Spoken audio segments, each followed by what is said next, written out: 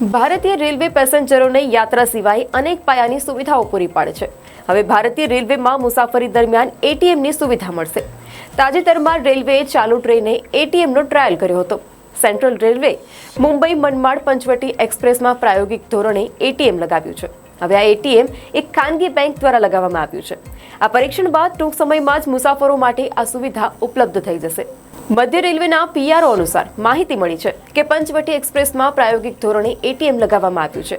આ એટીએમ કોચના પાછળના ભાગમાં એક ક્યુબિકલમાં લગાવવામાં આવ્યું છે, જ્યાં પહેલા એક કામચલાઉ પેનેટ્રી હતી. ટ્રેન ચાલુ હોય ત્યારે સુરક્ષા અને પ્રવેશ સુનિશ્ચિત કરવા માટે એક શટરવાળો દરવાજો પણ લગાવવામાં આવ્યો છે. મનમાડ રેલવે વર્કશોપમાં આ કોચમાં જરૂરી ફેરફારો કરવામાં આવ્યા હતા. પંચવટી એક્સપ્રેસ દરરોજ મુંબઈના છત્રપતિ શિવાજી મહારાજ ટર્મિનસ અને નાસિક જિલ્લામાં મનમાડ જંકશન વચ્ચે દોડે છે. રેલવેની મુસાફરી દરમિયાન પેસેન્જર્સને ઇમરજન્સી સિચ્યુએશન્સમાં નાણાંની જરૂરિયાત ઊભી થાય તો ટ્રેનમાં લગાડેલ એટીએમનો ઉપયોગ કરી શકે છે. આ ઉદ્દેશથી જ રેલવેમાં આ નવો પ્રયોગ શરૂ કરવામાં આવ્યો છે.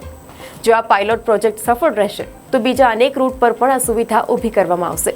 હવે રેલવેમાં એટીએમની સુવિધા મળવાથી પેસેન્જર ચાલુ મુસાફરીએ જ નાણાં ઉપાડી શકશે.